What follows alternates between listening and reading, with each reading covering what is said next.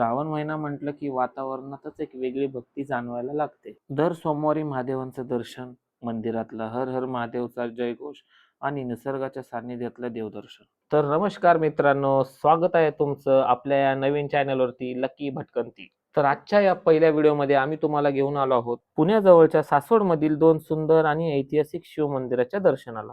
आजच्या ब्लॉगमध्ये आपण अनुभवणार आहोत दिवे घाटाचा प्रवास, मस्तानी तलाव, ऐतिहासिक संगमेश्वर मंदिर, करा नदीचा घाट, प्राचीन चांगदेश्वर मंदिर आणि सासवडचा तो प्रसिद्ध नाश्ता. सकाळ म्हणता म्हणता आम्ही निघालो दुपारी सासवडच्या दिशेने आणि पुण्यावरून सासवड म्हटलं की दिवे घाटाची मजा काही वेगळीच असते. घाटातून जाताना आजूबाजूला पसरलेली हिरवळ, वळणावळणावरचा तो रस्ता आणि पावसाळी वातावरण खरंच मन प्रसन्न करून टाकलं. सासवड हे पुण्यापासून साधारण 30 किलोमीटरवर वसलेलं एक ऐतिहासिक शहर आहे. पेशवे आणि पुरंदरे घराण्याच्या इतिहासाशी या शहराचा खूप जवळचा संबंध आहे.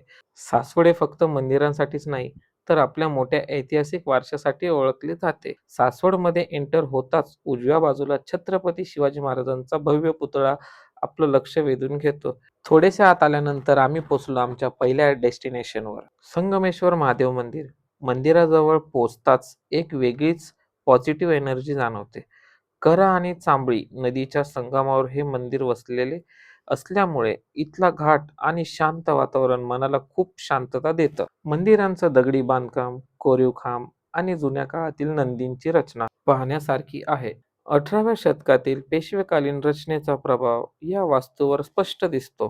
श्रावण महिन्यामध्ये एखाद्या दिवशी तुम्ही येऊन इथे महादेवांचं दर्शन घेतलंच पाहिजे. मंदिर इतकं सुंदर आहे आणि तिथलं वातावरण इतकं भक्तिमय आहे की असं वाटतं की तिथंच राहून जावं. आम्ही मंदिरात जाऊन महादेवांचं दर्शन घेतलं आणि त्यानंतर मंदिराच्या मागच्या बाजूला असलेल्या सुंदर घाटावर आलो. मंदिर जितकं आतून सुंदर दिसतं ना, तितकंच बाहेरूनही खूप सुंदर दिसतं. ह्या मंदिरामध्ये लग्नाचे किंवा प्री वेडिंग शूटचे फोटोशूट करण्यासाठी खूप सारे लोक येतात. जर तुम्हालाही फोटोशूट करायचं असेल तर तुम्ही नक्की येऊ शकता. फक्त तुम्हाला 500 रुपये फी पे करावी लागेल. माझा हा पहिलाच व्हिडिओ शूट होता आणि व्हिडिओ शूट करताना मला थोडंसं ऑकवर्ड फील होत होतं, पण ज्यावेळेस त्या ताईनी व्हिडिओमध्ये हाय केलं त्यावेळेस माझा तो ऑकवर्डपणा थोडासा कमी झाला.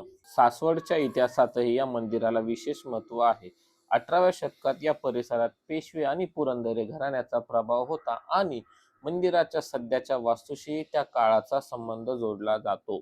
मंदिरातले दर्शन घेऊन झाल्यानंतर आम्ही त्याच्या मागे असलेल्या घाटावरती आलो. घाटावरती बसल्यानंतर पावसाचं वातावरण, नदीचं पाणी, हिरवेगार परिसर आणि समोर महादेवांचं मंदिर, काही क्षण खरंच शांत बसावं असं वाटतं. श्रावणात दर सोमवारी अनेक भाविक मंदिरात जाऊन अभिषेक, पूजा आणि दर्शन घेतात. महादेवांची आराधना करण्यासाठी हा महिना विशेष मानला जातो. घाटावरती काही छोटे छोटे शिव मंदिर आहे आणि तिथेही तुम्हाला शिवलिंग पाहायला मिळेल. जर तुम्ही मंदिरात जाणार असाल तर त्या नदीमध्ये काही कचरा टाकू नका, मंदिराचं पावित्र्य राखा आणि तुमच्याकडून काही चूक घडणार नाही ह्याची काळजी घ्या. खूप वेळ या मंदिरात घालवल्यानंतरही आमचा इथून पाय निघत नव्हता, पण आम्हाला अजून एका ठिकाणी जायचं होतं कारण याच परिसरात अजून एक सुंदर आणि ऐतिहासिक शिव मंदिर आहे. मग आम्ही या मंदिराला आणि घाटाला डोळ्यात साठवून निघालो पुढच्या दिशेने. आम्ही दोघंच असल्यामुळे आम्ही टू व्हीलरवरती आलो आणि त्यामुळे आमचं ट्रॅव्हलिंग खूप सोपं झालं. तुम्ही इथे टू व्हीलर किंवा फोर व्हीलरने येऊ शकता. जर तुमच्याकडे दोन्ही ऑप्शन नसतील तर सासवड पर्यंत बस आहे आणि तिथून तुम्ही ऑटोने येऊ शकता.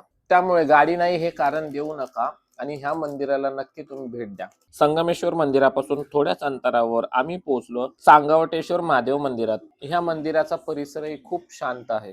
मंदिरात जाण्याचा मेन जो दरवाजा आहे तो सध्या बंद आहे आणि आम्हाला मागच्या दरवाजाने जावं लागलं कारण की मंदिराचे सध्या काम चालू आहे. मंदिराच्या आवारात भरपूर झाडं असल्यामुळे इथले वातावरण अजूनच सुंदर वाटते. हे मंदिर करा नदीच्या परिसरात वसलेले असून त्याला प्राचीन, ऐतिहासिक आणि धार्मिक महत्व आहे. मंदिराची वास्तू काळ्या पाषाणात असून हेमाडपंथी स्थापत्यांची वैशिष्ट्ये इथे पाहायला मिळतात. मंदिराचा चौथारा, दगडी बांधकाम, कोरीव नक्षीकाम, नंदी आणि मंदिराची मजबूत तटबंदी हे सगळं पाहण्यासारखं आहे. पण या मंदिराची सगळ्यात इंटरेस्टिंग गोष्ट म्हणजे या मागची आख्यायिका.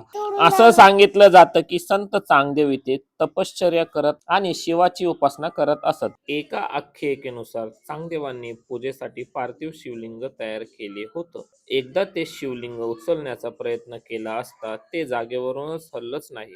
त्यामुळे हे शिवलिंग स्वयंभू असल्याची श्रद्धा निर्माण झाली आणि याच ठिकाणी मंदिर उभारण्यात आलं अशी कथा सांगितली जाते. म्हणूनच या मंदिराला चांगावटेश्वर हे नाव मिळालं. या मंदिराचा पुढे सरदार अंबाजी पंत पुरंदरे यांनी जीर्णोद्धार केला. मंदिरात दर्शन घेतल्यानंतर आम्ही थोडा वेळ इथला शांत परिसर एन्जॉय केला आणि खरं सांगायचं तर श्रावणात अशा जुन्या मंदिरात जाऊन दर्शन घेण्याचा अनुभवच काही वेगळा असतो. दर्शन घेतल्यानंतर मंदिराच्या परिसरात थोडं आम्ही फिरलो.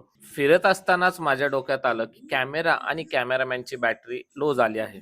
मग दोघांची चार्जिंग करण्यासाठी आम्ही निघालो झेले अण्णाकडे.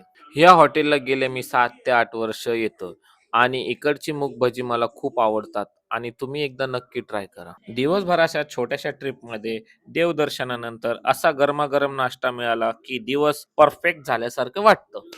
आज मी डाएटचा विचार केला नाही आणि मस्त पोटभर झेले अन्नाचे मूग भजी खाल्ले आहेत. परतीच्या प्रवासात आम्ही घाई करायची नाही असं ठरवलं.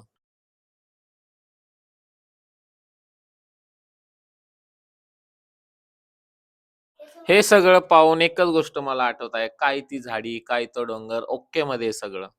पुरंदरच्या घाटामध्ये खूप सारे धबधबे आहेत, सेल्फी पॉइंट आहेत, पण गाडी थांबवताना मागे व्यवस्थित बघून गाडी थांबवा, कारण की हे घाट सेक्शन आहे आणि ऍक्सिडेंट होण्याचे चान्सेस खूप आहेत. वातावरणाच्या सुंदरतेत इतके मोहून जाऊ नका की तुमच्या ते जीवावर बेतेल. आम्हालाही या सुंदरतेचा मोह आवरला नाही आणि आम्ही गाडी साईडला घेतली आणि अशा छान एका ठिकाणी जाऊन आम्ही फोटोज क्लिक केले. पावसाळ्यातला तो इतका सुंदर होता की फोटो आणि व्हिडिओज काढल्याशिवाय पुढे जाणं शक्यच नव्हतं. कधी कधी मोठ्या डेस्टिनेशन पेक्षा असे छोटे छोटे स्टॉप्सच आपल्या ट्रिपच्या सगळ्यात सुंदर आठवणी बनवतात आणि आजच्या ट्रिपमध्ये आम्हाला तेच जाणवलं.